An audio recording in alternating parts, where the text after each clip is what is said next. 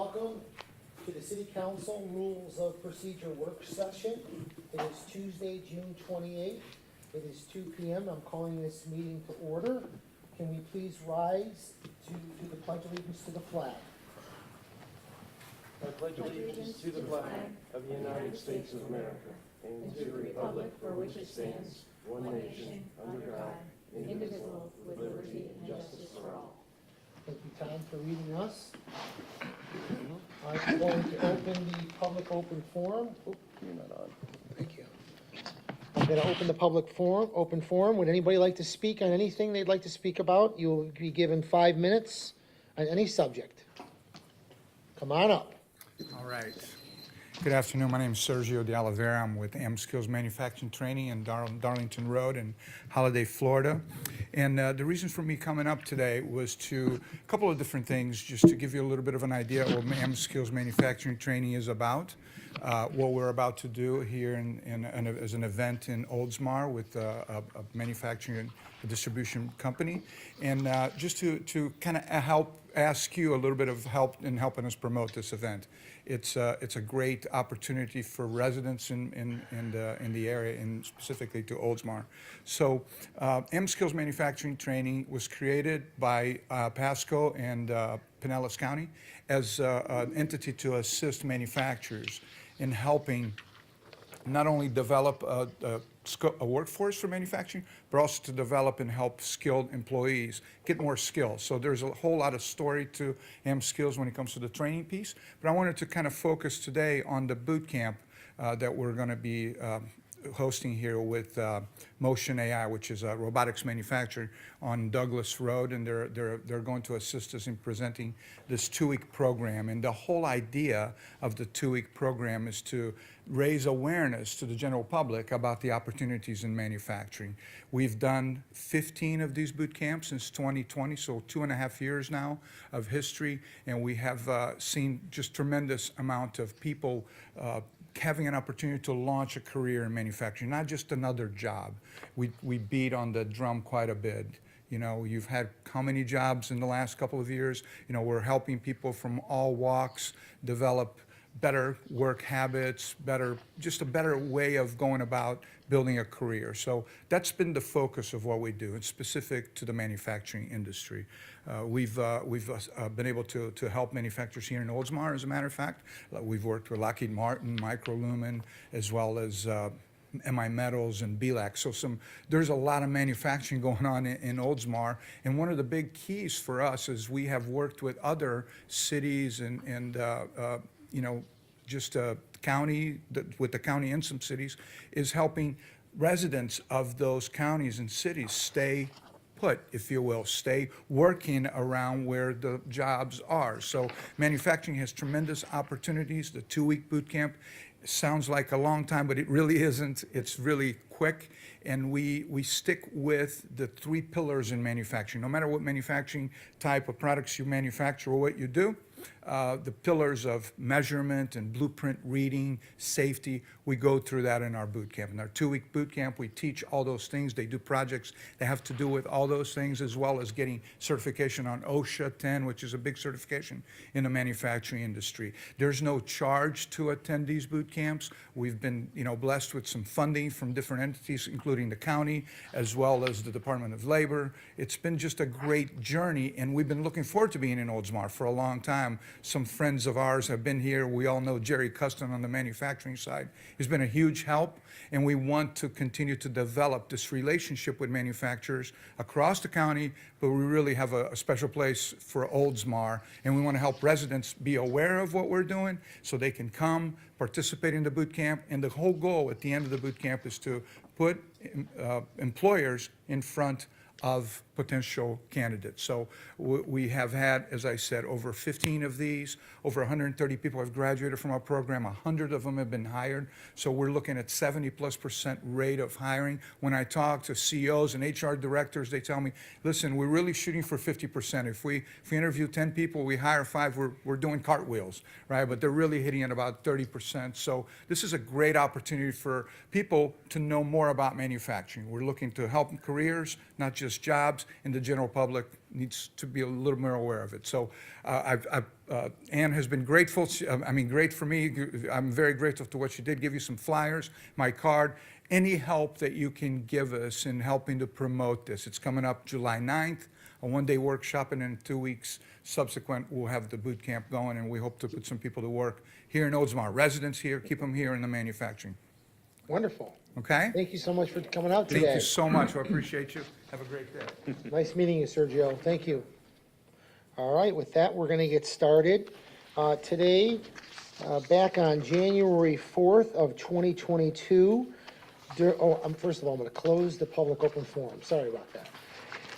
Back on January 4th of 2022, during our council comments, council discussed reviewing the council policies and procedures.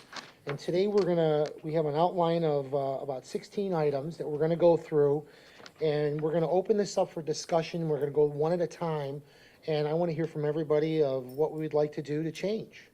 And let's start with item number 1. And item number 1 is making the process for 2 council members calling a work session, special meeting, or emergency meeting more clear regarding the sunshine law. And in parentheses, we have sections 3 and 4. Do we want to make any changes to that, or we want to discuss that? Katie, Councilmember Gannon? Thank you, Mayor. I've passed out a sort of red line version to kind of help with my comments so that I don't talk the whole time. And none of these are, the legal wording that I'm sure Tom would use. It was just sort of a way for me to put some comments in a more constructive way. So under number 3, you could see where I kind of changed to the suggestion that Tom had emailed on this bullet point sheet, this 1 through 15 page that Tom had emailed to us, to change that the work sessions, don't have to be on the second Tuesday of any month. They're just maybe called by 2 members of the council during the meeting, or any 2 members of the council by signing the notice, adding the agenda, and adding that members can speak during the public open forum. Similarly, in section 4, I changed it to, any 2. But those were my thoughts. I wasn't certain what the sunshine law, more clear regarding the sunshine law, what that specific language was indicative of in our cover memo. I can jump in there. Ann and I have trouble when we get to these positions where we have 1 or 2 council members, maybe 3 council members wanting to hold a meeting, but they don't know that the other council members are asking for a meeting too, or it's on a different type of issue or agenda item. And so, what we're concerned about is that one council member emailing another council member saying, hey, there needs to be 2 of us to ask for this meeting. Would you be willing to join in with me to ask for this meeting? And if so, here's what I would like to discuss and the reasons why I want to discuss it. And what do you think about that? Why would there be an email if the procedures say that we're supposed to discuss it or bring it up during a duly scheduled regular meeting? Because if you look down on paragraph 4, any 2 members of the council may anytime call a special meeting by signing a written notice to be filed with the clerk's office stating the time and place of the meeting. Okay. So the written notice, how do we get the written notice? So that's really the concern that we have is that how do we get 2 or 3 of you to get on the same page without violating the sunshine law? And so that's where we're having trouble. We want to make sure that you have the ability to do it, but we want to also make sure that you don't violate the sunshine law. So that was the issue. So if that's with the special meetings part, then if it's saying that they've got to provide a written notice, there's not currently anything in there about calling it at a noticed meeting, is there? Correct. I mean, you can. So it's like, and if it says being explicit on the date and time you want to do it, it's like, what are the odds that 2 of us are going to submit same request At the same time. without communicating with each other to get said special meeting held, So scheduled? it's very, very difficult to do that. And although I gave Ann an example of how I thought it could be done a month or so ago, it is a slippery slope that you get into and all it takes is one person to read a response email the wrong way. Yes, I'm willing to ask for the same meeting on the same issue because, and then there's 2 or 3 more words added on, and now you've got a communication between 2 commissioners about an agenda item that's going to come back before you for consideration. So maybe there's some other way that we can, we can change the rules to reflect that. And maybe it's, providing the notice to the city clerk's office, and she basically just makes the decision on her own. Maybe we give a little bit more direction to the city manager or the city clerk, whichever one is the appropriate, probably the city manager, since she controls the agenda and so forth. And she makes a determination if there are 2 of you that have asked for something, whether it's on the same date or time, that she can make a determination of whether or not a meeting can be called, and just leave it to her. Tom, if upon one of us submitting a request for a meeting and including the desired topic, if either the city clerk or the city manager feels that there's enough merit for that meeting to take place, if the rest of the council were to be noticed that a meeting has been requested at a specific time and place, and not including that subject, would that be a means of at least getting the word out in order to come to an agreement on a time and place? So here's... Again, it's yeah. not happening in an actual meeting. Right, it's not. So here's the problem we have. Even though maybe the 5 of you would never take it to your advantage, but I could see a situation where you get a council member on this council that every single time he or she has a thought about something that's important in their mind, Right. they're going to call a meeting. They And can't you do have that. jobs, Right. and you have lives, and you have families, and maybe the retired person who's requesting all these meetings doesn't, and you're here all the time. So there should be more than, in my mind, more than 1 of you, probably more than 2 of you. But that's really the big issue in here. Can I, just 2 things real quick. One, I got all this information for the first time today, so I'm first looking at this today. It was just a sheer oversight, being the new council member here, so I'm trying to catch up as quickly as possible here. My biggest question on special meetings is going to be, how often have we even seen this in the past? Is it a big issue? We had emergency meeting during COVID. During COVID, there was emergency ones. Okay. Yeah, that's, Yeah, during COVID, I think we had an emergency meeting for the mayor to declare a state of emergency, a yes. local state of emergency.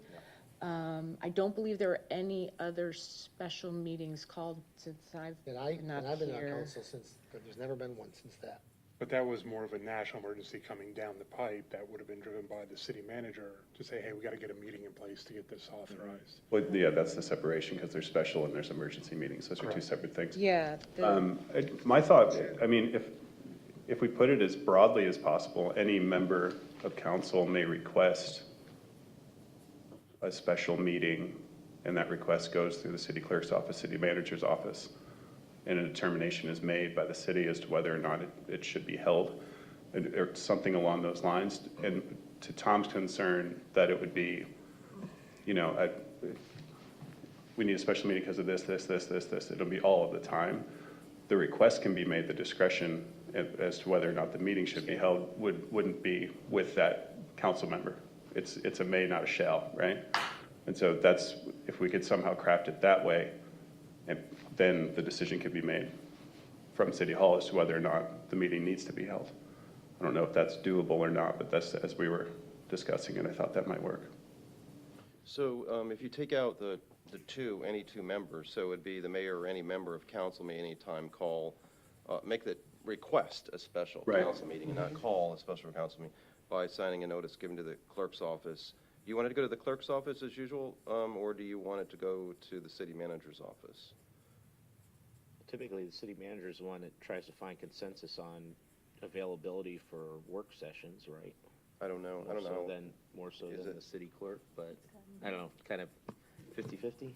Yeah, so we've been running it that way because she meets with you and it's just easier. Right. To get the consensus before the meetings, but, I mean, to get common dates, right?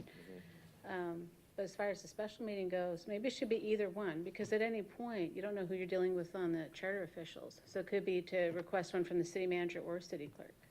I personally like the idea either one, because sometimes I'll say to Felicia about something, and she'll say, oh, we don't need to do that.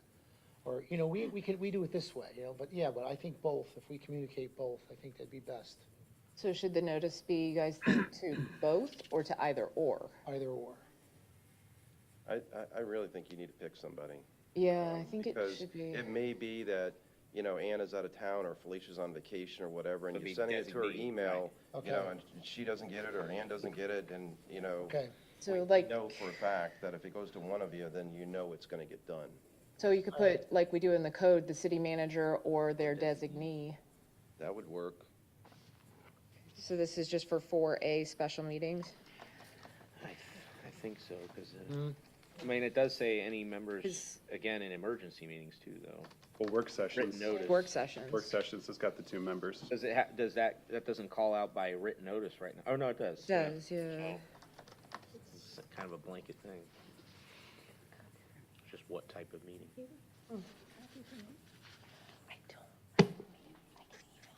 so let's, do you want to agree that we pick Ann, or do you want to pick Felicia? I would think go with the code, manager or with city designee. manager or designee to be consistent across our Right. documents. Okay? Yes. Yeah, I'm fine with that. All right, Tom, is that okay with you? We're going to pick the city manager. Yeah, I think that that's appropriate. And as for the other suggestions that Councilmember Gannon was talking about relative to having the work sessions on a set date, second Tuesday, take that out. You're all in agreement with that, right? Yes. Okay. Yeah. So, Not been much consistency with that as of. Yeah, it's when last everybody's several years. available. We Right, always yeah. bat around 3 or 4 I days. actually like the way we do it now, where they give us a slew of dates that we Yeah. can pick from, and Yeah. then the city manager says, well, what date can you be there? Yep. All right, we good with item 1?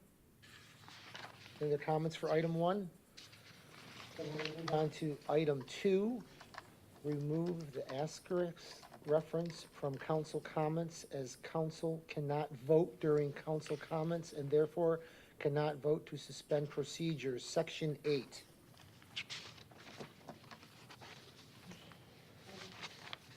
I think Counsel- that makes, thank you, Mayor. Yeah, I think that makes sense, since no motions may be, I put made or voted on, in mine to delete that asterisk. I'm trying to find your section 8. It's on the 3rd or 4th Now, page. section 9, page 3, Oh, okay. Yeah, it's on- Yes, red line section. yep. Sorry. And Katie, thank you. This is like. Well, they're just my thoughts. They're not everybody's thoughts. No, I but understand, yeah. but it's putting No, it's everything good, in though. order. I appreciate it, Katie, Councilmember Gann, what you did. It means it's working out well for me. Good, All right, so good. we all agree on item number 2, remove that asterisk, Yes. and then during council comments, we're not gonna do any type of vote. We're just gonna have open sessions, and we're just gonna discuss whatever's on. Yeah, I think we do a good job of that at the end of the, well, just before the last agenda item to approve the tentative agenda. We almost always, you know. Yeah, Unless it's a motion to reconsider adding something to the tentative agenda, I can't think of when that's come up, all right. Any other comments? why we moved it in the first place. Well, that was an easy one. All right, let's move on to number 3, making the process clear for pulling items from the consent docket, specifically regarding any member of the public, section number 9. The consent docket is limited to the following categories: approval of minutes. You guys have that on page 3. I wasn't sure what was meant by this particular bullet point. At the bottom of the consent docket, it says, any item placed on the consent docket may be removed at the request of any council member or any member of the public. Do you Oh. really want the public No. pulling your agenda items? No. That was the No. concern. And if, There's no mechanism right now, of even how they would do that, because we're already out of open forum by the time we're at the consent docket. right. So we could omit "or any member of the public," and should we change the word "remove" to "pulled for separate vote" or something similar? not removed from the consent docket. Is that weird? So it's whatever you want to do. If you want to remove it entirely, Oh, okay, sure. But yeah, you could do Could that. remove it entirely. I don't know. If that's- Pulled or removed? Removed or pulled for discussion. Pulled or removed, Good. is that okay, Tom? Pulled or removed? Or remove. At the remove request or of any, pulled for discussion. yep, for discussion, of And any council member and get, Strike or any member of the public. yep. I like that.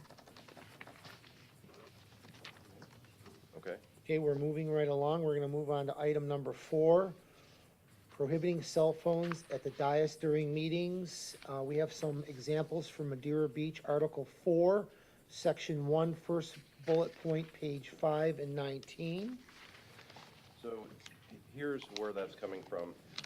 I don't see it to be a problem here, but in that particular city, they were very concerned that council members or commissioners in that city were receiving input from people in the audience by text.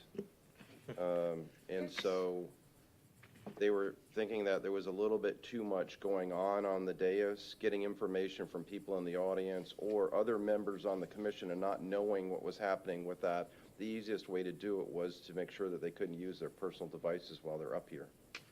So it's really a matter of, do you trust your other council members?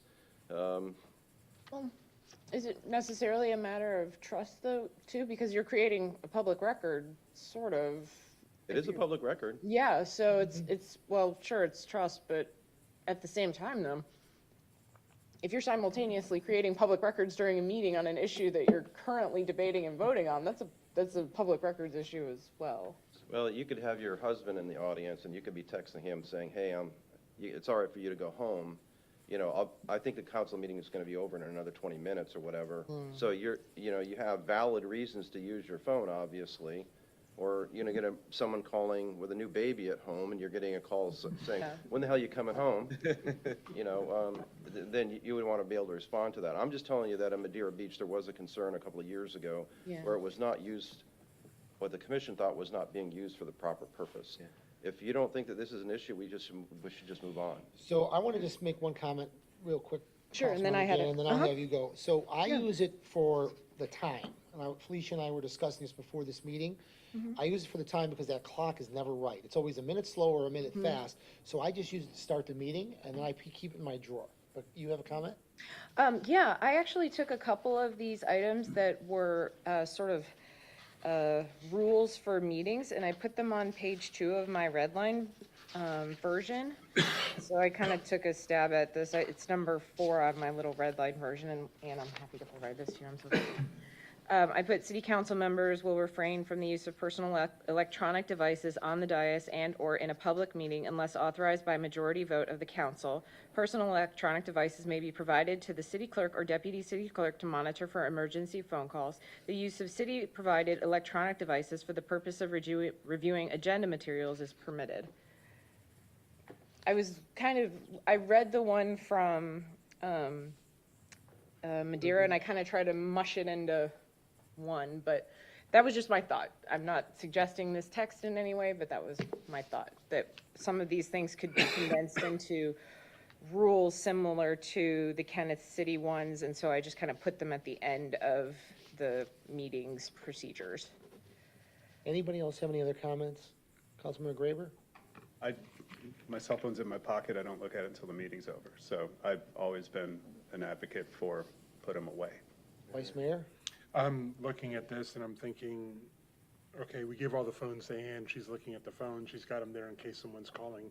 How does she know that's an emergency? How does she recognize that? How does she know that it's, obviously if it's Megan calling over and over again, it's one thing, or your wife or spouse or whatever.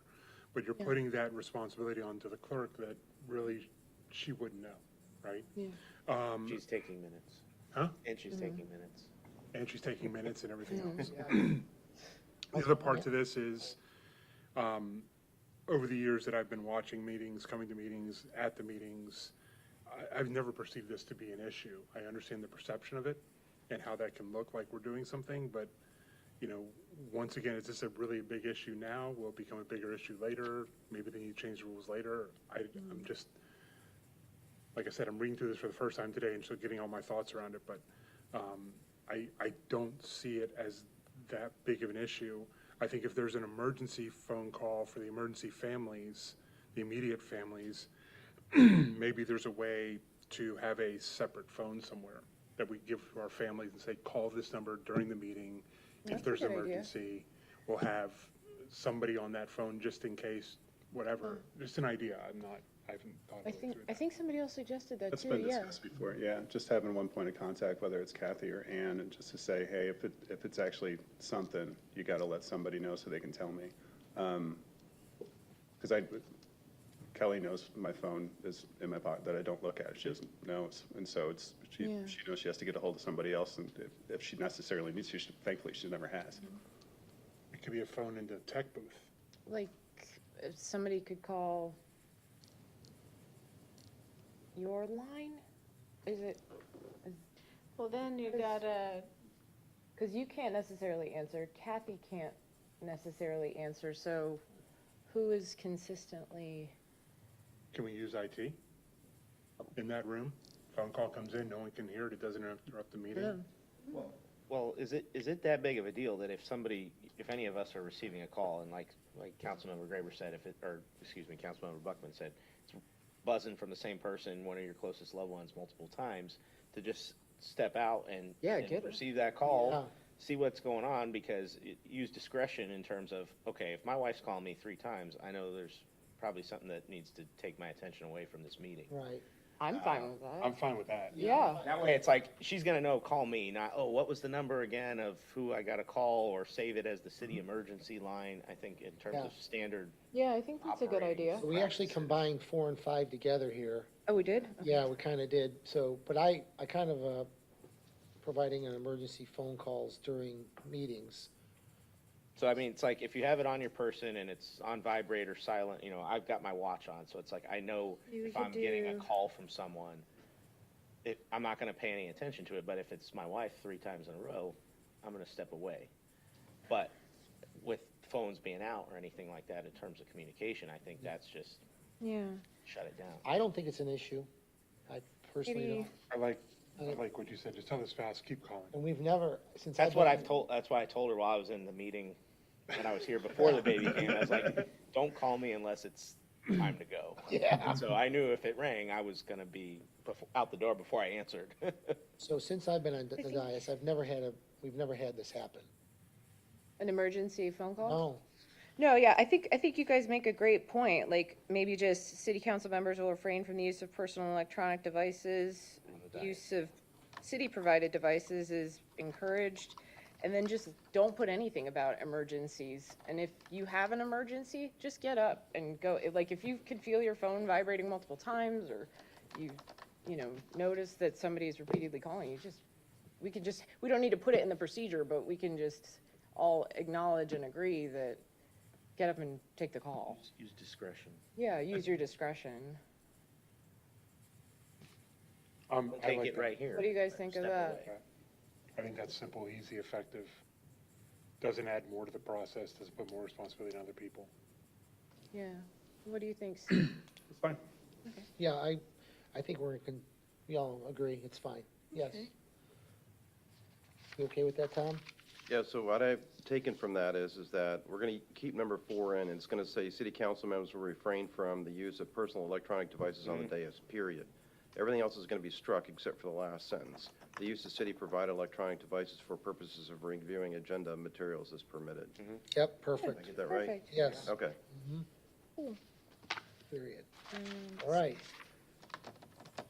And we finished number 5, providing for an emergency phone calls during meetings. If it is, we'll just handle it ourselves. Correct? Yeah, because only you'll know, Vice Mayor Buckman made a great point, like, only we know, if it's an emergency. If you get a call from somebody random, that's one thing, but if you saw like Megan, something's up, you gotta step out. That's a really good point. All right, item number 6, disclosure of ex parte communications and conflicts of interest before quadricial hearings. Indian Rocks Beach, rule number 24.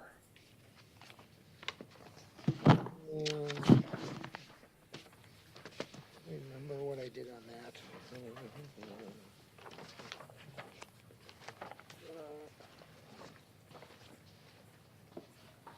This rule provides a procedure for communications with local public officials regarding quasi-judicial matters.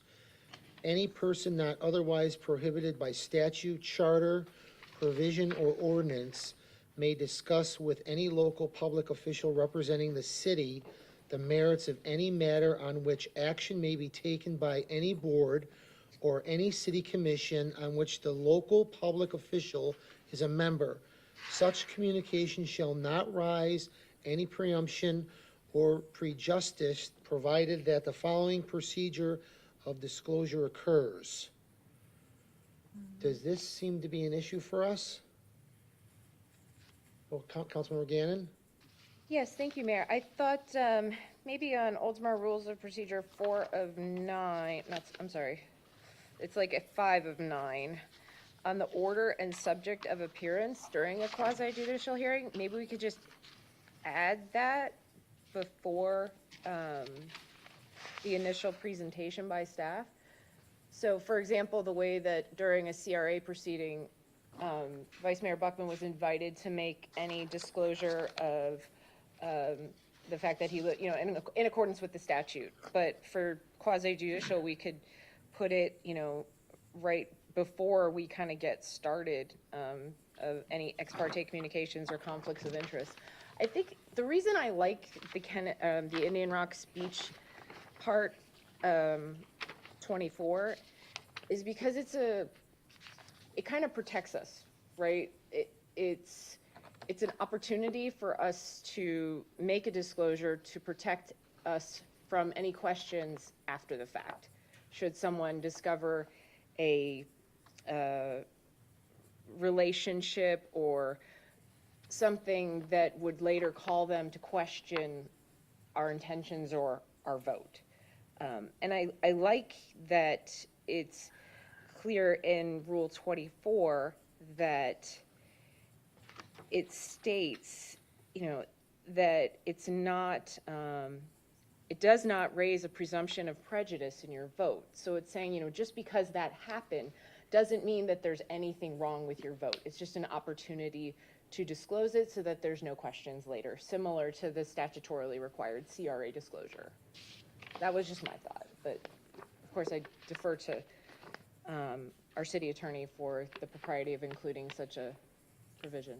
I think it's absolutely necessary that it needs to be added. It hasn't been in the past.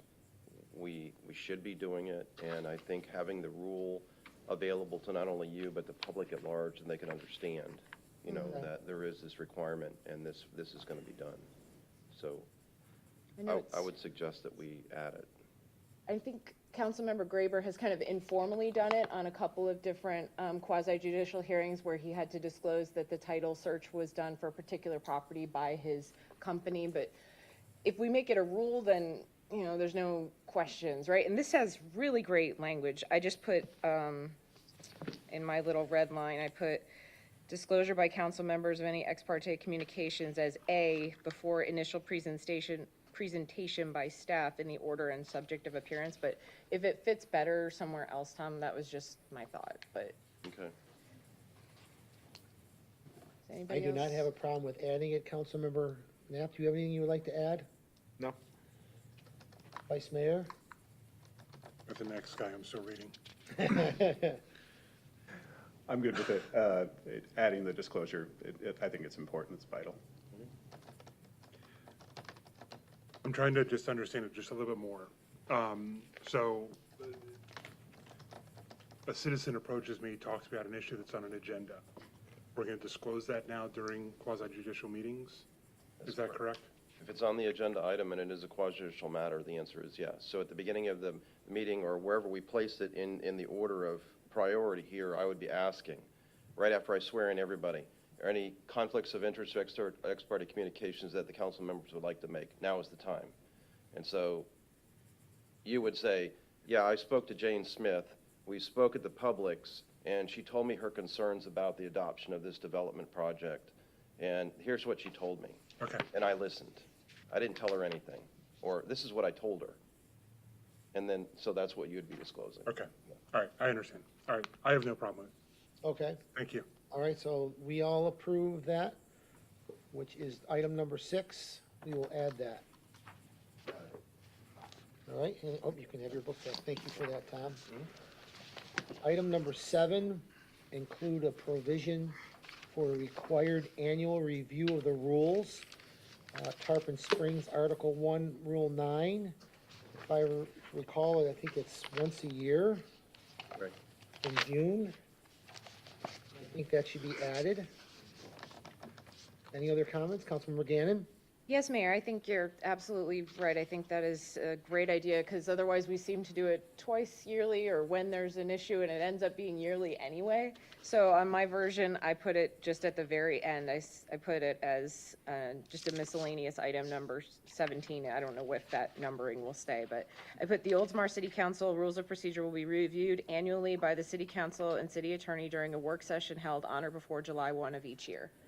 And the reason I put July 1, I just thought, okay, well, if there's an election and a new council is convened, like, give it a minute to, okay, that person's now comfortable, let's take a look at the rules and procedures. So I just chucked July 1 in there, but they had June, I think Tarpon did, but that was just a thought. And since we're here on just before July 1.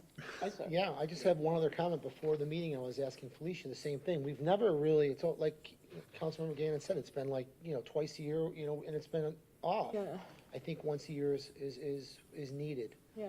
even going for the future of different councils Yeah. going forward. Plus, generally, the meeting for around July 4th is canceled, and so that would be to have a work session Yeah. between that time, since there's such that gap, as we are doing today.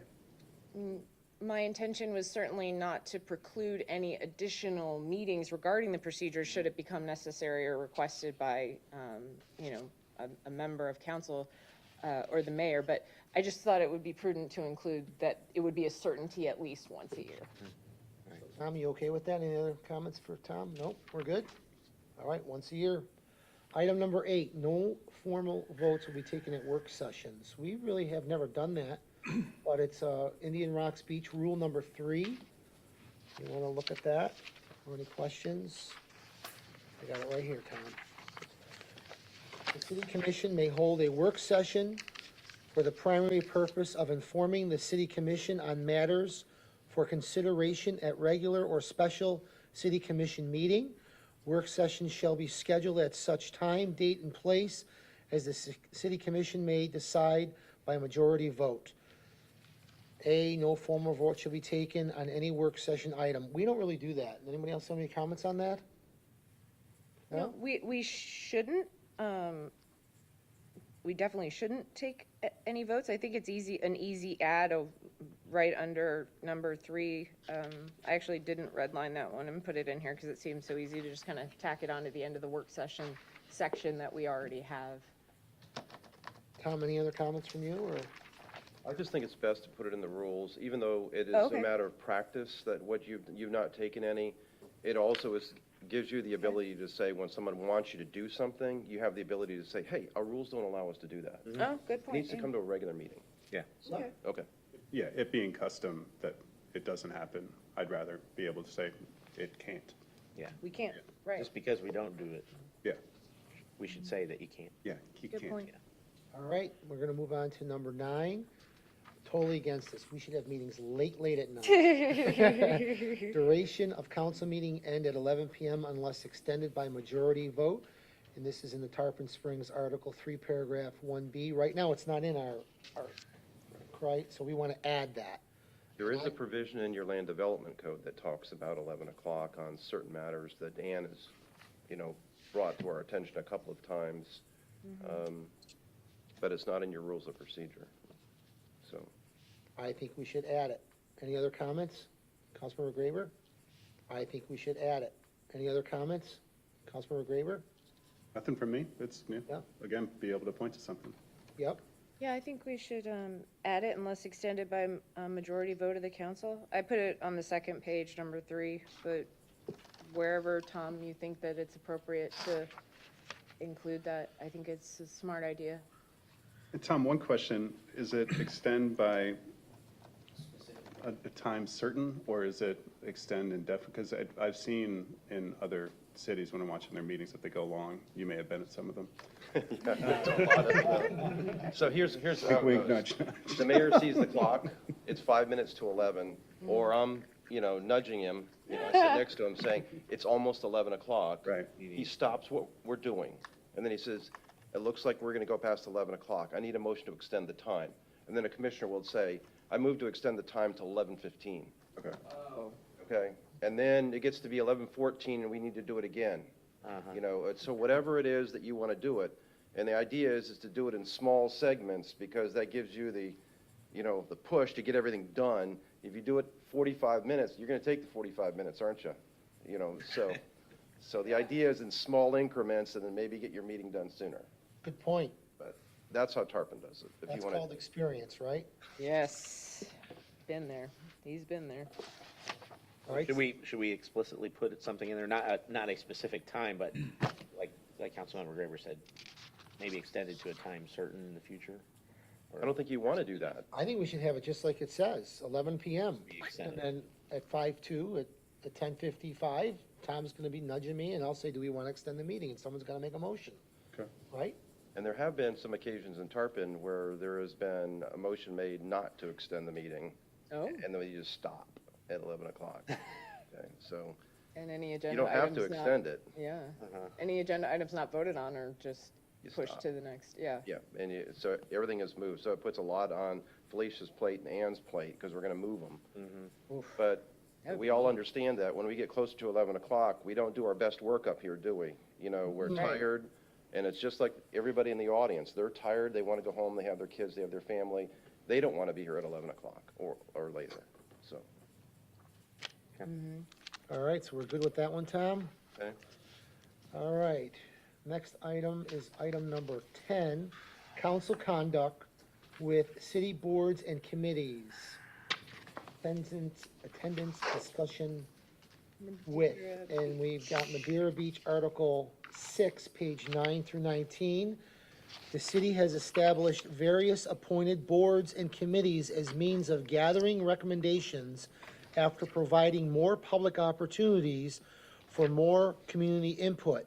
Citizens who serve on boards and committees become more involved in government and serve as advisors to the Board of Commissioners. They are valued resources to the city's leadership and shall be treated with appreciation and respect. Any comments on that one? Councilmember Gannon. Thank you, Mayor. I put this at the end on the last page, council contact with board members. I put it at 14.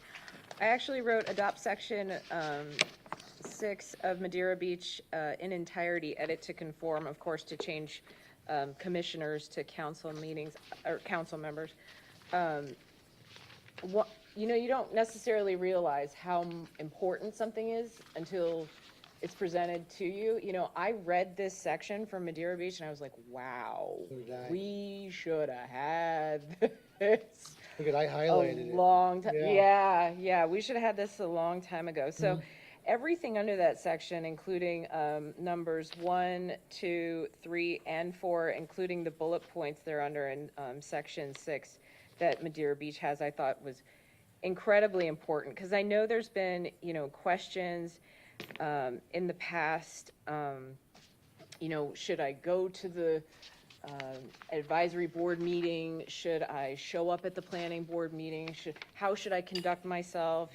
When we're appointing people, I added an item separately as number 16 on my little list. I don't know if it could be included in this or if it needs to be separate, Tom. But as for this particular section, the conduct, I thought it was very well written. I really like that,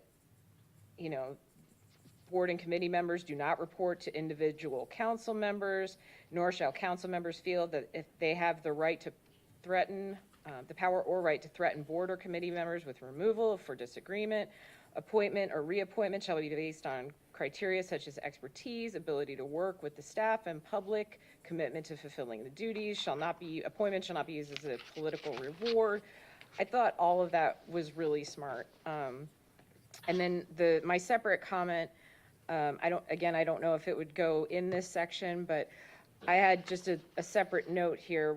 I put, when the council is appointing members of an advisory committee and similar, each council member shall nominate a candidate meeting necessary qualifications. They did a good job of explaining that. And I put, council members should refrain from nominating family members of the first degree and are encouraged to nominate candidates who have not previously served on a committee. This was just my suggestion because there was a concern previously raised. I think we know what I'm talking about. And I think if we just made it a policy or a suggestion, that it could be helpful.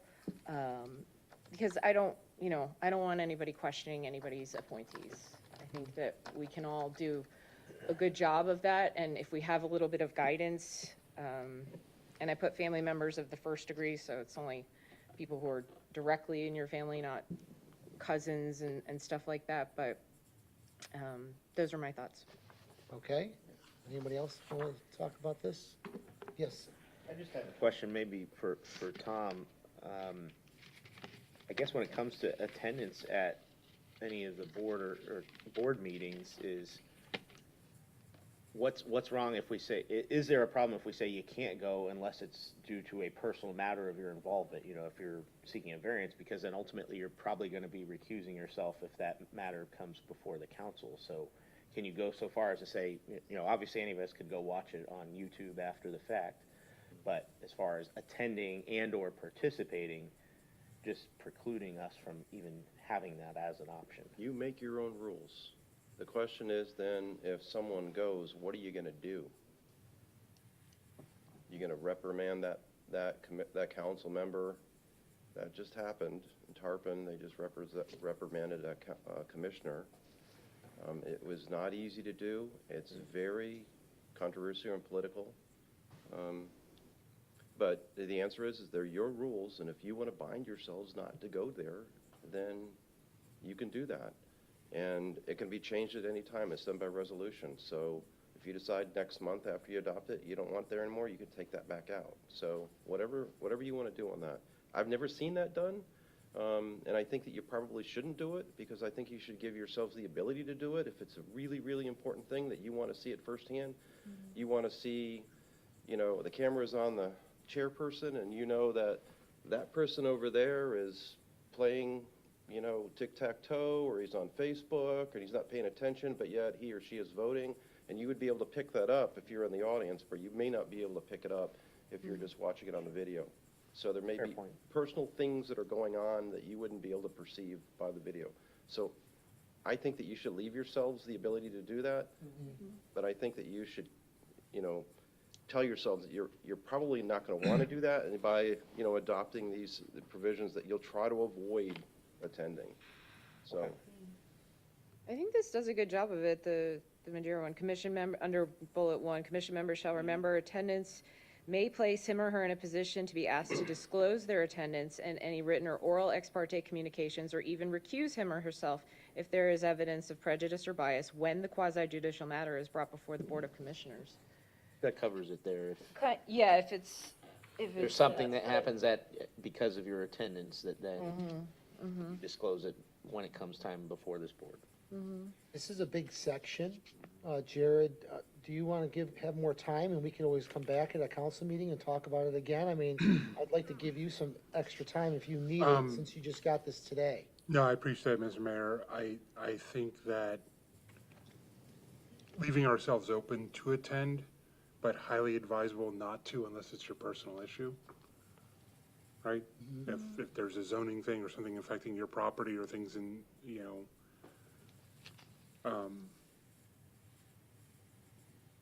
I'm suggesting more than that. I don't want to limit it to just because it has some personal matter. I think that you should, as a council member, be able to sit in the back of the audience on an issue that doesn't have anything to do with you. But so I wouldn't want to box yourself into a corner that far. I guess my concern is just, it's the sheer perception. You're up here as a board member, mayor sitting out there. Now I've got questions. why is the mayor here? What is he looking for? What's he want out of this? Why is he here? Why is he here in this meeting? So as the board member sitting there, I've got all these thoughts running through my head, and am I focused on the item? Or am I focused on why is the mayor here, or a council member here, right? I do want a little bit more time on this, but I think I'll be in agreement with leaving it open, but we should proceed cautiously on the decision to attend. I think to Tom's point too, you know, we sit up here and we appoint people, but we also approve reappointments, right? When people's terms are up. And as an example, if you happen to attend any meeting and you see someone that's really not engaged, unless it's an emergency or something's going on, that they're not really contributing, it's something as kind of a, you know, a metric of, is this somebody that really is providing a benefit to the city? Not that we're gonna go and start screening every board meeting and making sure people are doing their job, but it kind of gives you that option if there's chatter out there or something that's maybe a certain board is not gelling or having issues with conducting their meetings. Yeah, I mean, right now, we get their attendance, right, when they're up for reappointment, I mean. We can watch every one of them on We can YouTube. watch Yeah, you it can see, if well, they're in to Tom- if they're in the camera though, to Tom's. To Tom's point, For yeah, that particular Yeah, that example, example, yes, yeah. yes. I'm in favor, leave it broad to allow it. Since I've been, I haven't gone to one, right? But if it's strictly prohibited, then somebody goes, like, having that process, you know, was it a reprimand? I mean, Councilmember Gannon and Tom, I almost said public reprimand, but you know where I was going with that. But it's having that process needing to be in place. Babysitting, having to hear, you know, oh, so-and-so was there, so-and-so was there. Allowing it, and making a decision not to go, I'm fine with that. Okay? So it sounds like we have consensus about adding section 6. And of course, we just have consensus today, we're not voting on this. So Right. Jared, if you have anything that comes up before we actually vote to adopt the new rules, once Tom's finished with them, we can address it at that particular council meeting. Let me go back and, I'll go back and review it a little bit more in depth. I don't think I'm gonna see an issue with this. I just want a little bit more time on it for me. The only thing is, in regards to your item 16 that you wrote here, about council member shall nominate a candidate meeting, family member, I think we should leave that go. That was kind of a political issue, and I explained in that public open forum why that was the reason why that happened. So I really don't want to add that. I think we should leave that alone. Really? Yes. Well, that's just for any future appointments, right? Not anybody that's currently. No, not for serving. anybody that's currently serving. I think that it's important, and I do think it belongs in this, that council members should refrain from nominating family members of the first degree to any board. I just think that that makes sense. Did you have something you wanted to say, Ann? I know that community engagement is a priority of the council, and when you kind of limit it to just a household, you're trying to get, with these board appointments, to get that outside, and so you want as many people from the outside, you want all those opinions and that advice, and when family members of the first degree are appointed, then you're limiting that, and so that's kind of works against community engagement. So if everybody were to appoint a family member, what would be the point of having a board or a committee? Well, I don't So think, that would be- I never appointed anybody, or anybody ever appointed anyone. They always fill out an application to get on an advisory board, and you always approve them. This Or is for committees. advisory committees or boards, so it would include like the ordinance review committee or the charter review committee, things like that. And that was, to Ann's point, that's why I put council members are encouraged to nominate candidates who have not previously served on a committee. So this is not the process where Ann gets an application and then she gives it to us and we review it. This is the process for when we have the opportunity to nominate people to a board that does not, or an advisory committee that does not exist. Has no application process. We're just asked as a council, hey, we're gonna do a public art committee for the new public art piece over at Oldsmar Sports Complex. Everybody up here is gonna nominate somebody, and then we're gonna take 5 more people from the Pinellas County Art, I think we did, the Pinellas County Art Foundation, our arts coordinator here. Yes. Each of us got a nominee. I'm talking about that kind of advisory, not when they apply to be on a board. Tom, can you touch on that, please? I know that it's a sore subject. It's a sore subject in more than one city that I have, where a council member or commissioner is appointing a spouse. I know that it happened in Tarpon recently, too, and that's why I say in more than one. So this is not a legal issue. This is a policy issue that you guys are going to have to decide on your own. But it is something that happens, and it does turn heads. Sometimes it, it's the greatest thing in the world, and sometimes it's very, very political. So, it's a decision, policy decision that you're going to have to make, and I frankly don't want to get any further involved in that, because it's not a legal issue, okay? So I have, 2 things on this. One, talk about the art project. I wasn't on council yet. My wife, who's an artist and family's an artist, she wanted to be on it. I said, great. But when I look at this, we're talking about the Orange View Committee, all the other committees that we're appointing people. Why not just remove us from nominating? Remove the even appearance of impropriety that we are appointing someone that we think is going to steer it in our direction. There you go. Well, then who But would handle filling Then those who's going boards? to actually volunteer? That's the question. Well, then wouldn't we have to change, isn't that an ordinance, though? Wouldn't we'd have to change, that's not a rule necessarily, isn't it written that we shall nominate? It is in the Code of Ordinances. I respectfully disagree, only because we're all up here to serve as representatives of the people who voted for us, and I don't think it does us any favors to set us up for a comment like, well, the city manager just goes through and picks all of her favorite people. I think we're up here to advocate for the city and to kind of spot those people who would probably do a good job of it. I think the Madeira Beach guidelines kind of address that when you're, picking someone, it's, important to find someone who wants to be more involved, who, has some of those extra qualifications. For example, I knew my neighbor Amber, very involved in the arts, has kids, fantastic person who has indicated to me multiple times that she has desired a more active role. That would be a great person that Andrew might not know, or the mayor might not know, or, the person I selected for the arts committee. I happened to meet her at a previous event, and not everybody kind of knows those individual folks. So I do think it is our job to look for those people who can act as positive advocates for the city and meet some of the qualifications when we have those special committees come up. I agree. So, Tom, in any other cities, do they have something like this? Not to pick family members? None that I know of. Okay.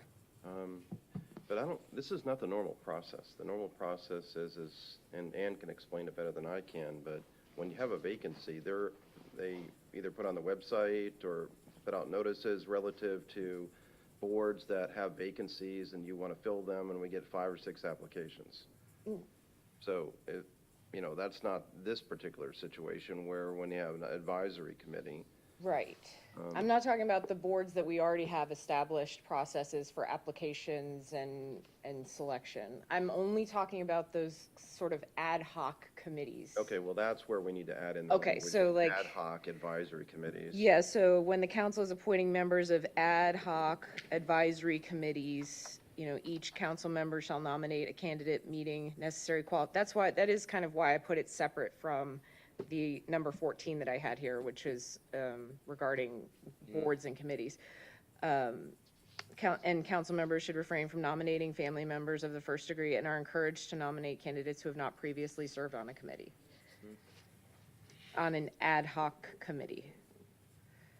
If you want to make that more clear, because no, I'm not talking about the application process that we have for all of our boards that are established.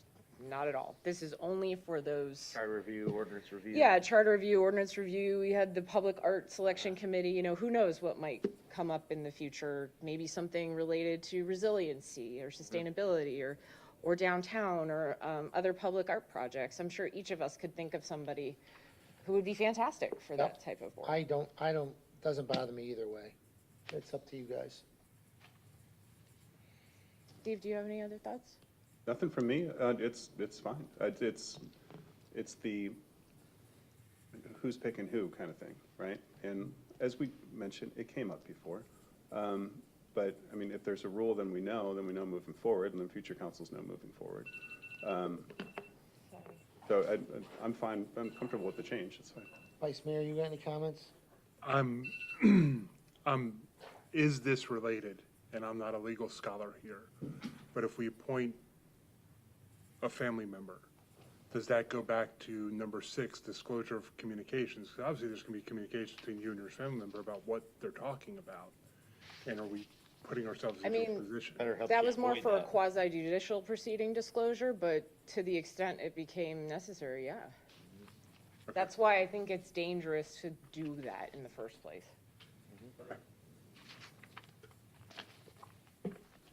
But we could pick as council, if we want to, we could pick a different council member's spouse.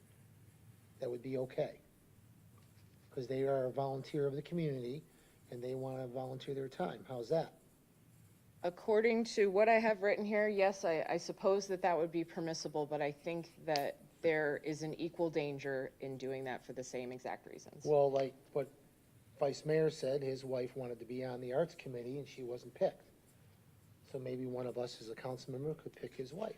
Then I think you might be putting Vice Mayor Buckman in a very precarious position of having potential discussions with his wife regarding the committee that I don't think I mean, it's certainly up to him, but you are correct that according to what I have written here, yes, you could pick Megan Buckman, a spouse of a different council member, yeah. Okay. I think it would be a mistake, but personally, but that's not what I have written here. Any other comments? I don't know. I'm going to let you guys decide where you want to go with this. I think it's a good move. All Yeah, right? I agree. I think the more transparency and separation of personal life or conflict of interest for matters that come before this board is best for us and for the city. Right. I agree. All right, then let's do it. Tom, you want to add that to it, please? Got it, thank you. All right. Where are we? On number 11, guidelines for contact with media. Madeira Beach article, what is that, 8, pages 11 and 19. Same document we're just looking at just a couple pages later. You want to touch on that for us? So it provides Board of Commissioners are frequently contacted by the media for the background quotes and interviews. Whenever possible, commission members, as the city's policymakers, shall be the first contact with the media. The city manager is also a frequent contact and shall manage staff's contact and communications with the media. Following are the Board of Commissioners' general policies for conduct with the media. On legal issues, media inquiries relating to existing or potential liability or suit against the city shall be immediately referred to the city attorney. In the absence of the city attorney, the city manager may respond, and so on. On controversial issues, the city would use a designated spokesperson. In the absence of a designee, the Board of Commissioners shall be clear for the record as to whether their comments represent the official city position or the personal viewpoint. And then it addresses other guidelines for media contacts and emails, texts, and social media. So I had suggested that we have something in the rules that deals with this so that we all know if you get a call from a reporter and on a particular issue that you should immediately send that to the city manager for response. If it's a legal issue, you send it to me and so on. I feel this should be added. Any other comments? No, I agree. I think, Mayor, I think it's really smart, as a personal practice, which I'm sure you guys all have, any question regarding a pending legal issue, immediately, nothing to say, nothing to say. I've learned already to. Straight to Be quiet. Felicia and Tom, actually, I Right. usually, in an email.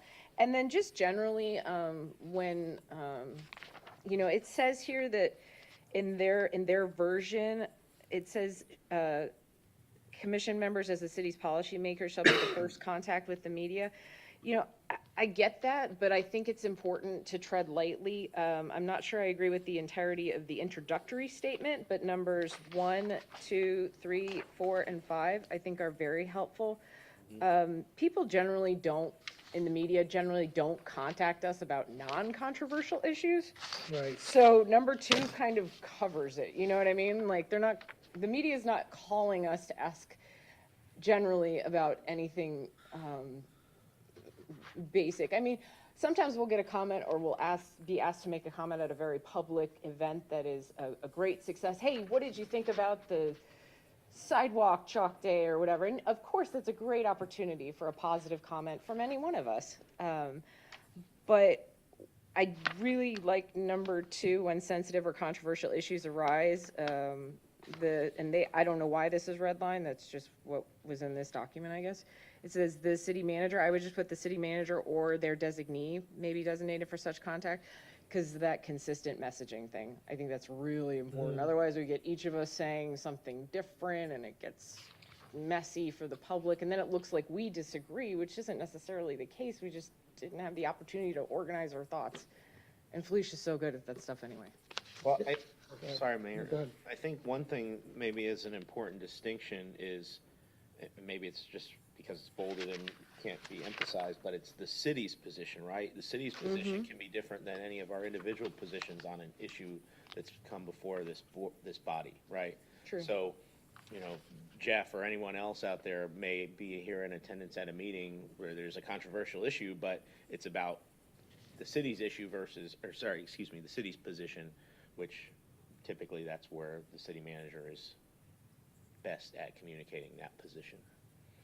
So I think that's something important to keep in mind is, yes, we can be available to the media, but we're not speaking on behalf of the city as a whole or on behalf of the board as a whole, right? It's questions particular to us. So I think it's pretty good as is. Any other comments? Well, just the whenever possible, commission members as the city's policymakers shall be the first contact with the media. And That's a little weird, but yeah, it just That's, seems. that went a little too far for me too. That's why I brought it up. And, right, when you said with the preamble too, I was just like, Why don't we strike that sentence? Yeah. Yeah. because I don't, if there's been a request, it's, yeah. Yeah, let's city strike and it. The city Right. manager's office generally, takes that on board. I think, for me, the difficulty is who defines controversial, right? But, I mean, that's just me. True. It's just, okay. well, just in general, it doesn't matter if it's controversial or not. It's the city's position versus. Right, just True. the heading, I True. mean, right, it's just, language of it, the city's position on controversial issues, well, define controversial, right? Right. And so, You could just put the city's position, yeah. right, in City's official position or something.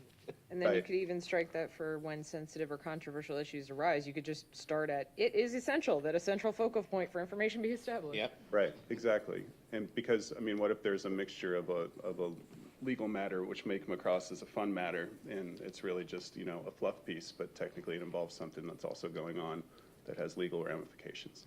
That's where I'm just kind of Right. like, Be maybe very these requests careful. shall be forwarded to the city manager for review, and then Yeah. however it's decided as to who's going to respond. Yeah. Do we make it that strict? I don't know. But that's where I get a little trepidatious about it. But certainly strike the whenever possible. City's position on issues, I think that goes straight to the city manager's office. Legal issues go to the city attorney. The rest of it's fine. I think to Councilmember Knapp's point, we have an opportunity every first and third Tuesday to discuss our position on things, and they're open to the public, and the media can attend, or the media can watch it on YouTube and figure out what we had to say. In terms of what's the city's position on these things, I think that comes from City Hall. Right. Well, and section 3 really actually does kind of get explicit there with whether they have to be clear about whether what they're sharing represent the official city position or a personal viewpoint. Correct. So right there is kind of, Yeah. you can talk to, you're clear to talk to people. If you're inquired, you shouldn't be out there. I think that's also what this is kind of saying, is you shouldn't be going out trying to stir up, getting media attention. Mhm. They need to be coming to you Right. for inquiries.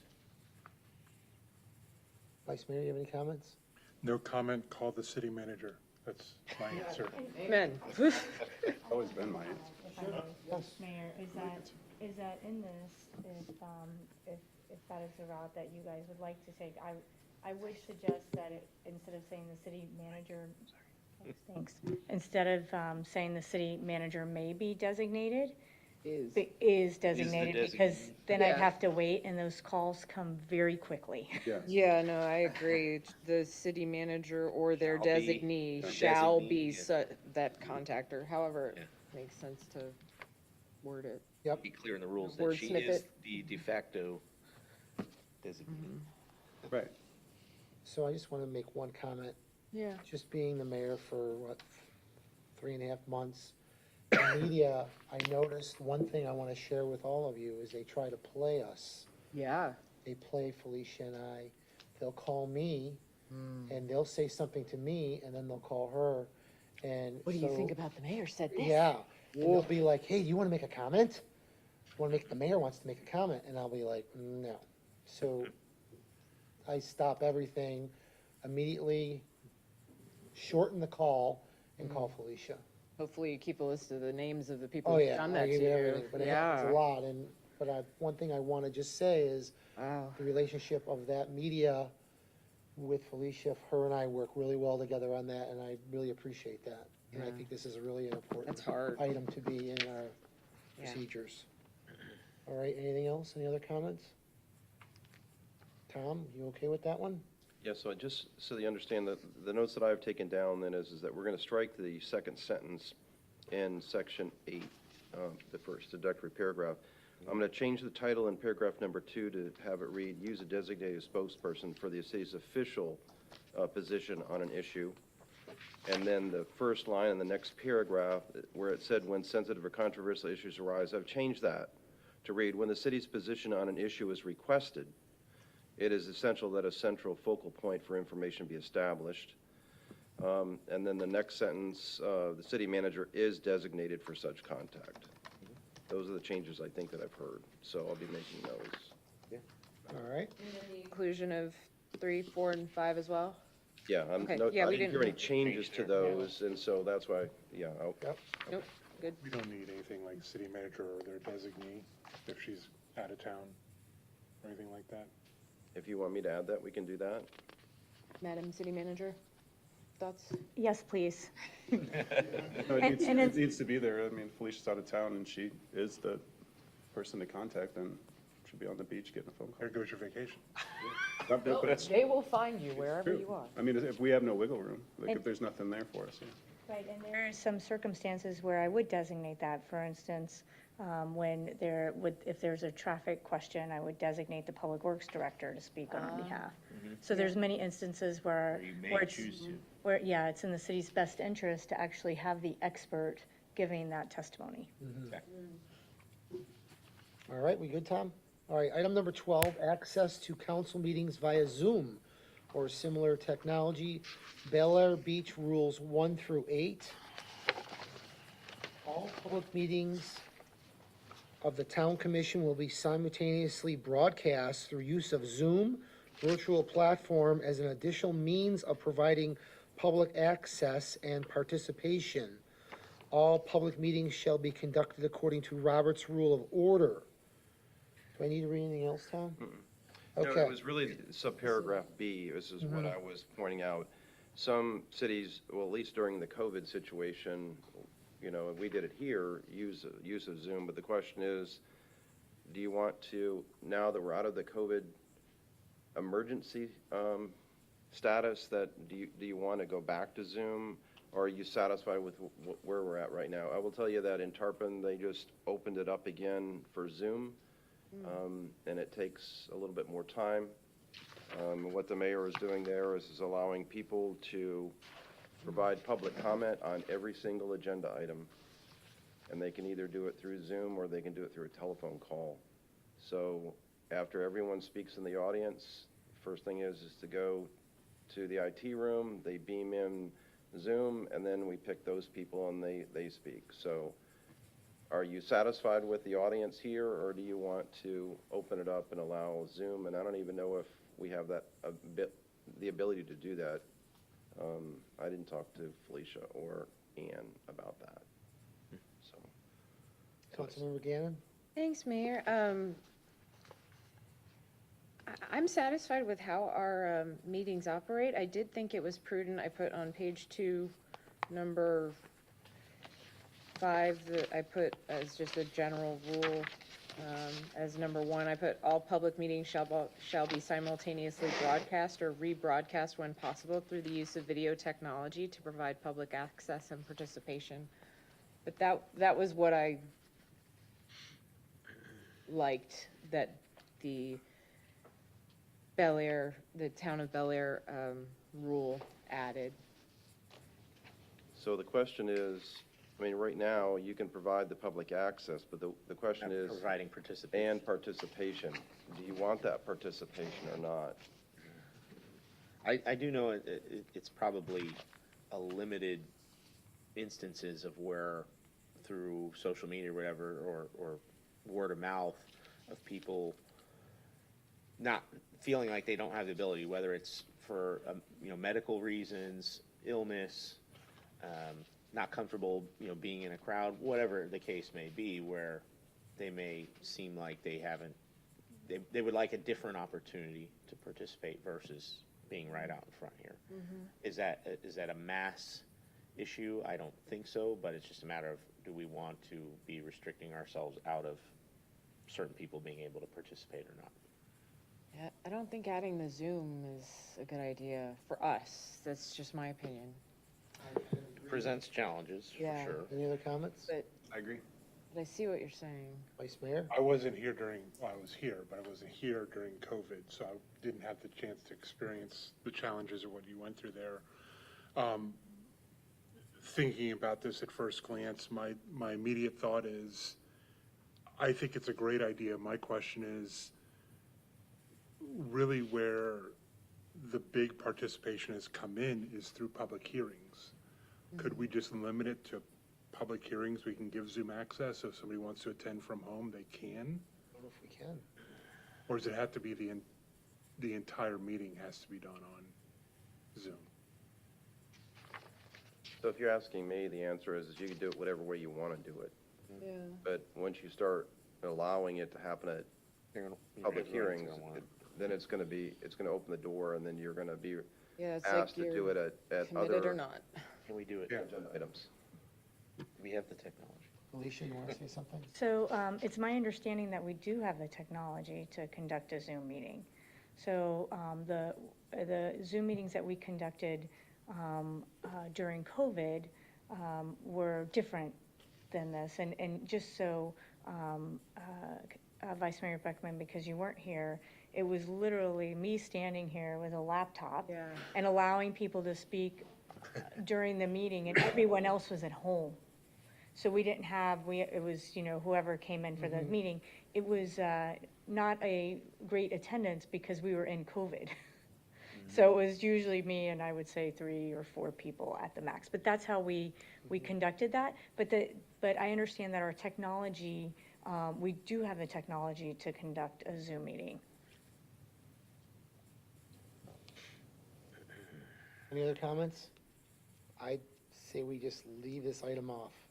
Well, it's something that we can choose to add at a separate time too, Right. if we feel like that there's more of an outcry for a lack of alternatives for participation. Right, Then that's exactly. something we can consider.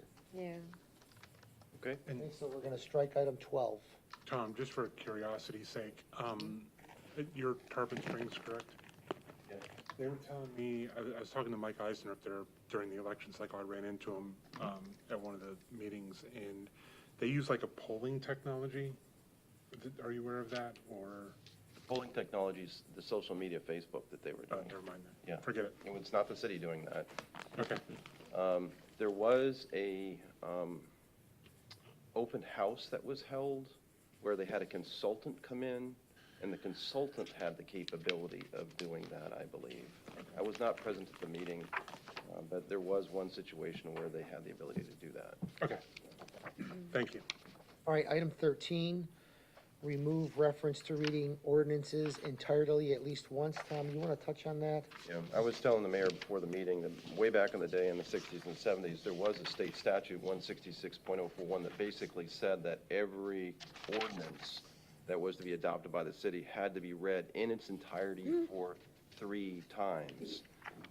And there are some horror stories that I've heard, especially from former Mayor Beaverland, who said, yeah, when we were reading those, when we were adopting our development code, we spent 3-4 nights in a row where we just read. Oh, my gosh. One council member would read 10 pages, then the next one would read for 10 pages, then the next one would read for 10 pages, and it went for hours and hours and hours. The law has changed. It's not required to be read in the entirety any longer. The only thing the statute says is that the titles have to be read.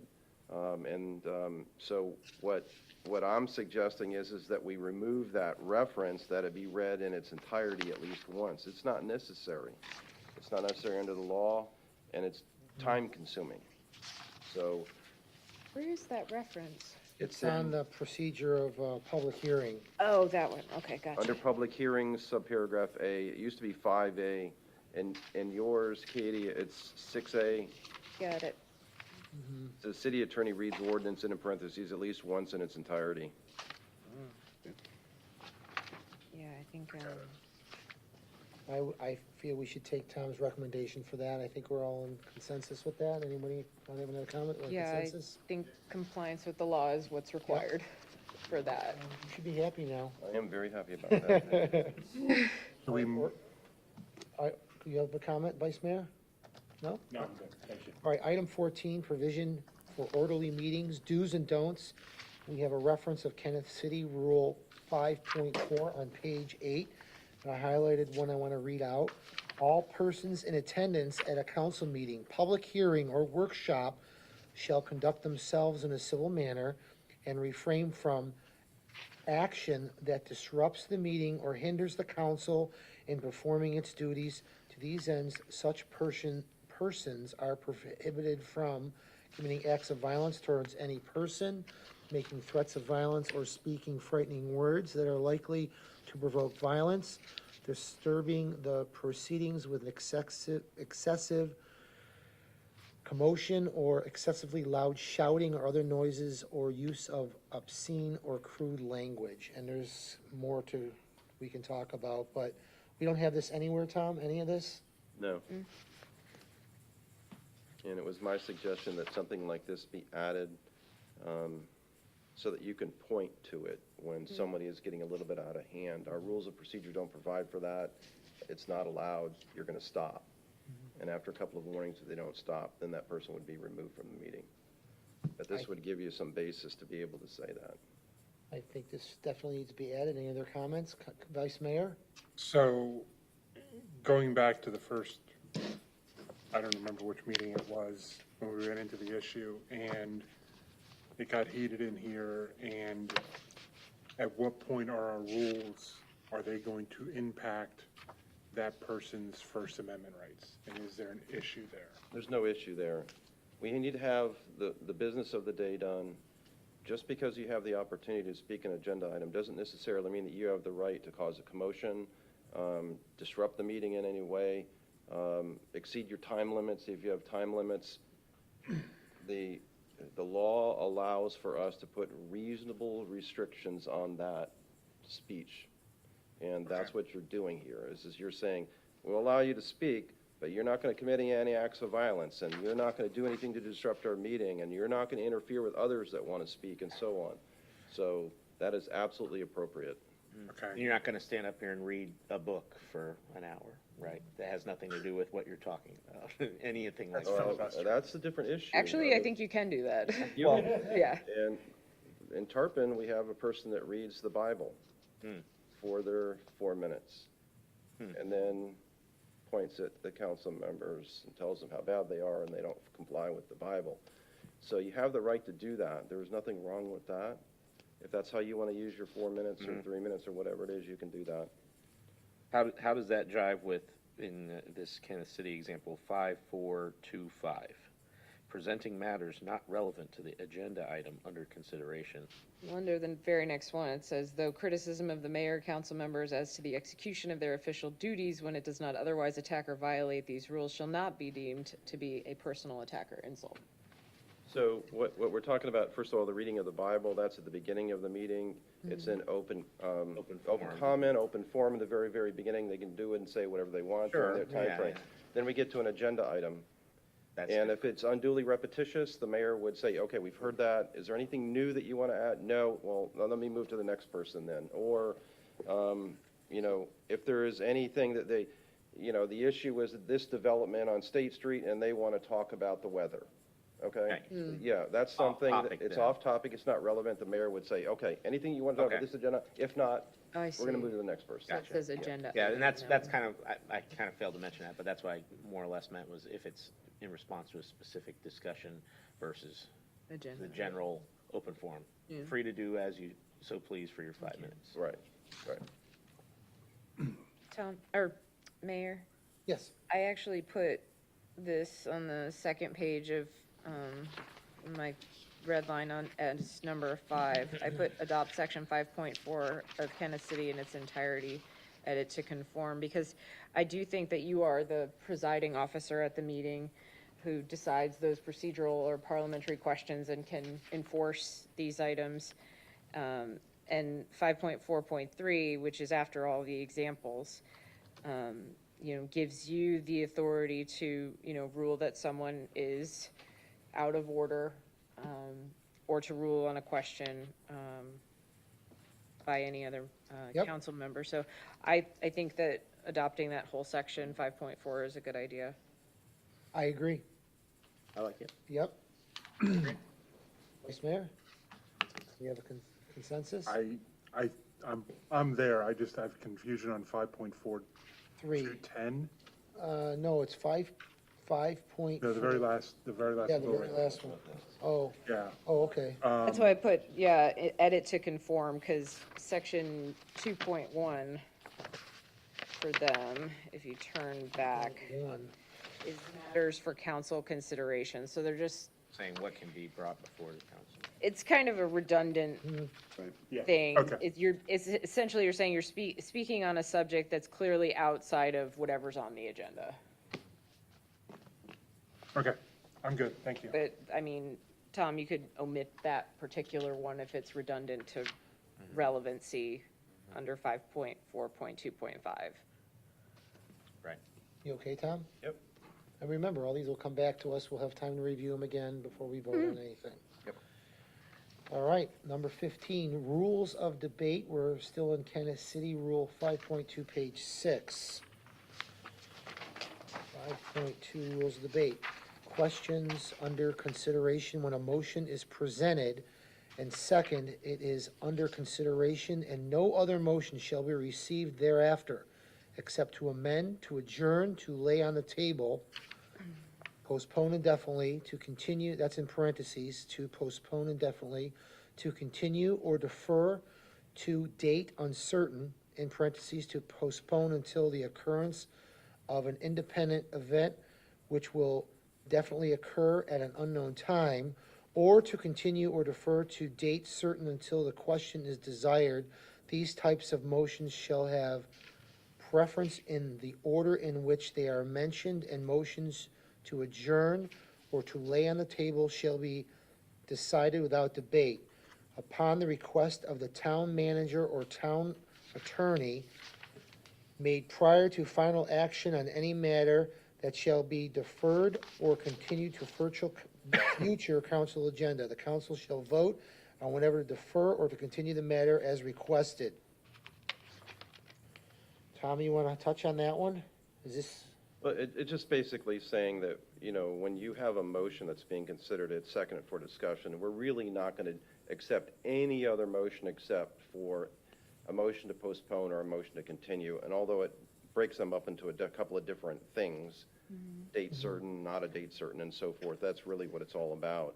So it's basically to control you so that, for example, Councilmember Gannon can't say, you know, I want to approve this, I move to approve this development, and Councilmember Knapp says, I second it, and then Commissioner, or Councilmember Graber says, I move to not approve the development, and Commissioner, or Vice Mayor Buckman says, I second that. Now we got competing motions. And this is just to say, that's Can't not consider that allowed. second. You gotta vote on the first one You know, first. address and the then- first one, Yeah. and then once that's addressed, then that one would go away, for example. But, so that's what that paragraph is really saying. The interesting thing about these rules of debate is this one, this city allows the mayor to second any motion after he or she relinquishes the gavel. And we've never really addressed that here. It's always been if the mayor wants to make a motion, he can pass it. But we've never really addressed, well, can he actually second a motion? And this allows him to second the motion as long as he passes the gavel. So in this particular case, he'd pass the gavel to the vice mayor. So that's 5.2.2. Then it's talking about, Discussion. you know, when you want to speak, you actually need to get the presiding officer, in this case, the mayor, to recognize you before you get to speak.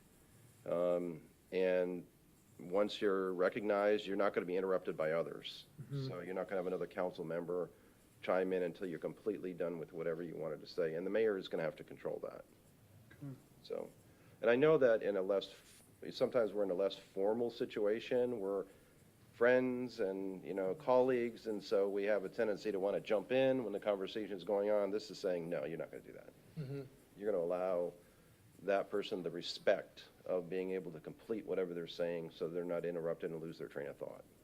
So obviously it's not required, but it was just a suggestion to add these I sections. have one question, Tom. Have you ever been at a council meeting where the mayor actually handed the gavel over to make a motion? To make a motion, yes, not a second. Okay, I've seen that many, many times where a mayor makes a motion. okay, Madeira Beach, it happens quite often. interesting. Is there any, Well, it's, parliamentary procedures provide for it. Yeah. Yes, anything it's in proceed- Robert's rules. is there anything procedurally that has to be done other than purely just passing the gavel? Yeah, so once the gavel is Yeah, passed, give it the back. mayor loses control of the meeting. Yeah. Okay, so the mayor is now a council member. Now, You're he's going to be acting. the presiding officer. He's going to be calling for discussion, he's going to be controlling who's going to be speaking, and then ultimately, you know, since the motion has already been made and seconded, he's going to call for the motion. So the vice mayor would control everything at that point, once the gavel is passed. So once that procedure in motion is done, if it's passed or failed, does he pass the gavel back to me? Yep, it automatically just gets passed back. There's no request for it, there's no need to request for it, it's just automatic. You just Okay. get the gavel back. I just after haven't that- seen it, you know, it's just, That agenda item. Tom, just to clarify, because it says the mayor may second any motion, comma, or after relinquishing the gavel, may make any motion. Yeah, and that's what I'm saying. So right here, you know, we've never allowed the mayor to make any motion. Okay. So here you would be allowing him to make a second, and then if you wanted to actually make the motion, he's have to pass the gavel. I misread that sentence, so Yeah, just making sure, Yeah. you guys. And make the you can You second understand what I'm without saying? you passing. can second it without passing the gavel. I apologize. so Reading it too quick. we're talking about an item here that's gonna change for the future of our council. I don't have a problem with it, and I think we all should talk about this. I mean, I don't have a problem with it. I don't think I would ever do that, but you never know. I don't know. I honestly don't. Councilman Gannon, would you like to give us some feedback on your thoughts? Yeah, my thoughts are, I like section 5.2.1, questions under consideration. I like 5.2.3 regarding discussion. I like 5.2.4 to an extent. It's a little formal for me. I understand the intention is for the worst-case scenario, right? For interruptions or fighting, you know, during a discussion period. So I'm not generally opposed to it. I think that we currently, conduct ourselves in such a way that it's, as Tom mentioned, slightly conversational at times. So I think 5.2.4 is okay to adopt. I don't know that anybody would freak out and enforce it if we just got conversational in general. 5.2.2, I don't have any problem with the mayor being permitted to relinquish the gavel to make a motion. That's always been permitted by Robert's rules. I think that's fine. I don't think it's a good idea to adopt anything in addition to what Robert's rules already provides, allowing for the second. That part, I'm not sure about. But those are my general thoughts. Tom, you got anything to comment on that? So that would just mean that we would strike out the words, second any motion, comma, or, we just delete that, and it would read, the mayor, after relinquishing the gavel, may make any motion. And that's not in Robert's rules? That is in Robert's That rules. is. That is. You're already allowed to do that, Okay, yeah. okay. All right, any other comments? Councilmember Knapp, you have anything? I guess it's more of a question, and it kind of, sorry to slightly backtrack, as it relates to 5.2.4 with interruption. If we're looking back at the orderly meetings section, it says all persons in attendance. So does that include us, to where if somebody's interrupting and out of order, can, although it may not look great for those in attendance or watching, ask that a council member be removed for interrupting or being out of order? No, we're not gonna do that. Okay. Just curious. Yeah, Yeah, no, we're not gonna do that. No. Yeah, We're not gonna have the cart driving the horse. Okay. but we're conducting the meeting, correct? We're not in attendance, like we're up on the dais. It's different, separate. Fair enough. All right, That's all. all right. I didn't mean to Vice Mayor, you interrupt have you. any new Any other comments? thoughts on? On 15, the rules of debate, my only question, and this was brought up to me recently, is the common courtesy of debate. It's my understanding that whoever makes the motion speaks first. I just want to make sure I understand that from my perspective, like, That's correct. That's how it should work. okay. Yeah, and then the second, whoever made the second will get to speak next. Yeah.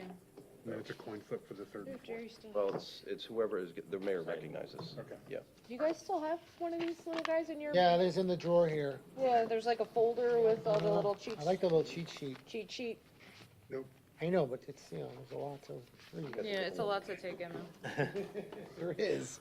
One question, do you think that, I'm sorry, was I just interrupting? No, you weren't. Go ahead, Okay. Councilman. Not a rule Yeah, yet. no. It's not yet prohibited. And it's not exactly addressed. I think the mayor just needs to, as the presiding officer, recognize you. I don't know if it's a formal rule that after you've spoken once or been recognized to speak on an issue, you can't then speak again on an issue. If that is a rule, I've never really liked that rule.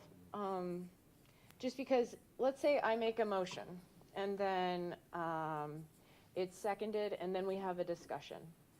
And the discussion brings up a point by Councilmember Graber that I'd love to address or maybe change my thought or something along those lines. And I often feel restricted from doing so if I've been recognized once. Now, I do understand that it's not prudent to consistently say, okay, well, what do you think on that point? Well, what do you think on that point? You can't repeatedly recognize someone if it gets out of hand. But I'm not necessarily saying it needs to be added here, but just for the sake of full clarity and disclosure, I have no problem, Mayor, if you want to recognize Vice Mayor or Councilmember Graber or Councilmember Knapp a second time to speak on any I given issue. absolutely agree with you. I I just- absolutely agree. I think Have you guys ever we're felt here- like that? Like after you spoke we're here once to and then you thought of discuss- something you really wanted to say, but then felt like you Right. couldn't say it because you already spoke? No, I agree with you. No, it's important that we all get to speak on our views and where Yeah. we're headed, because this is the future.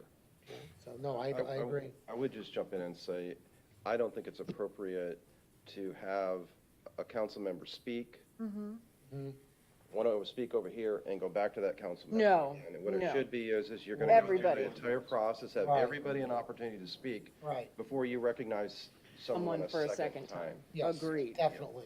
Absolutely. Yes, Absolutely. absolutely. Yes. All right, you good with that? We good with this one, guys? You have a consensus? We're good?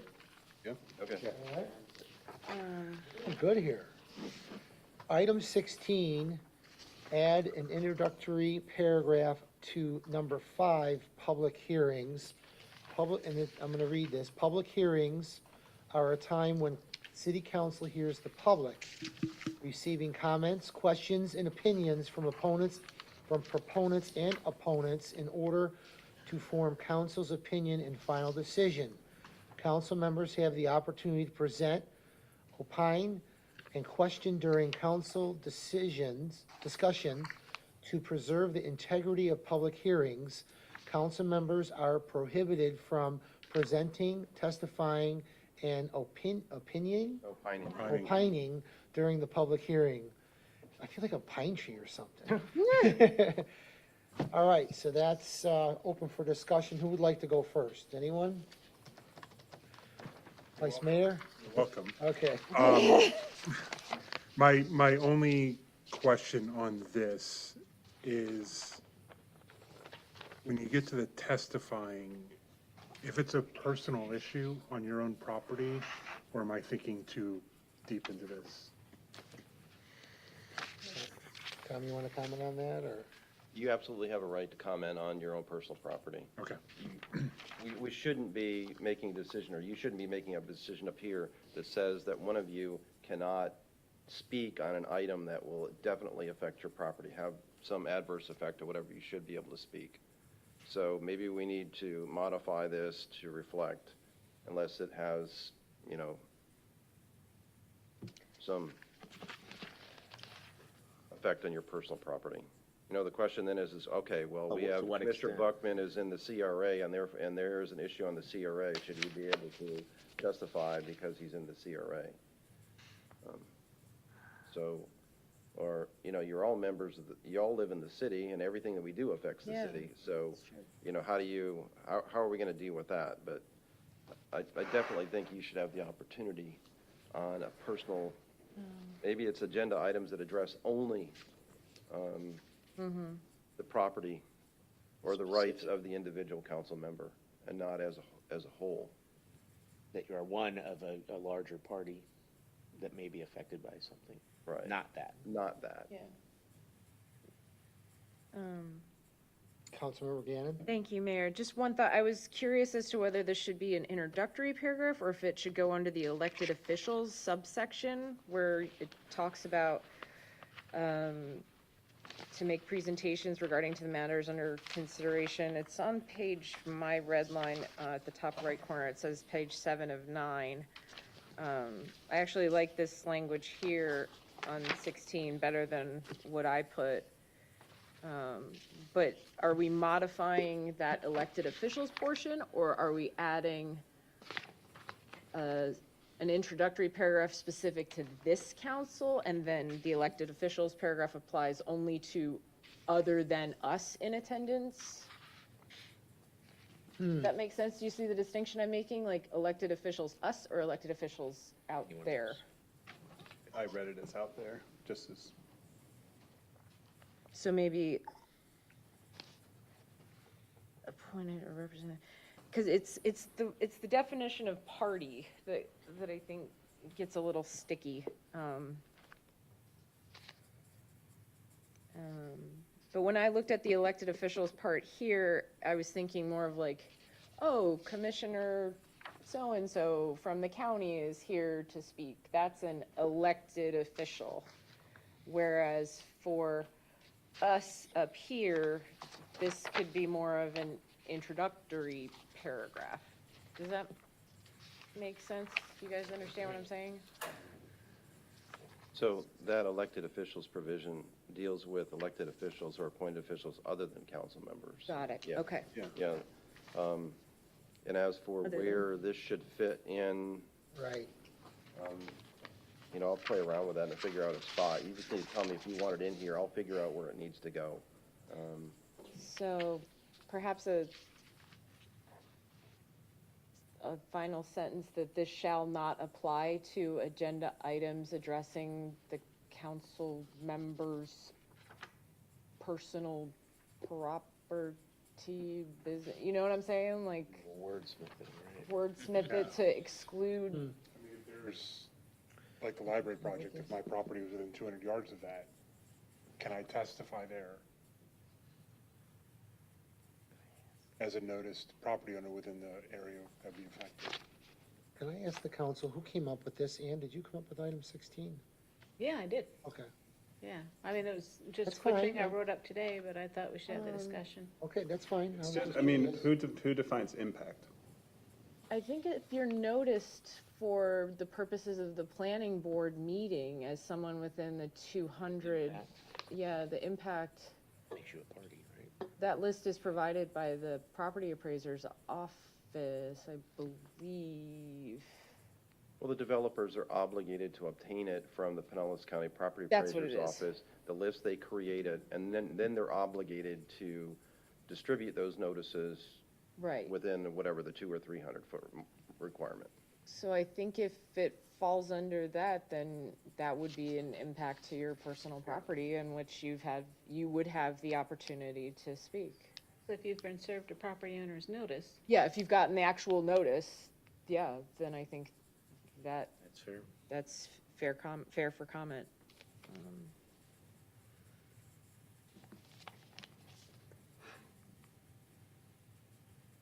But as the global Oldsmar public hearing, I think that should apply.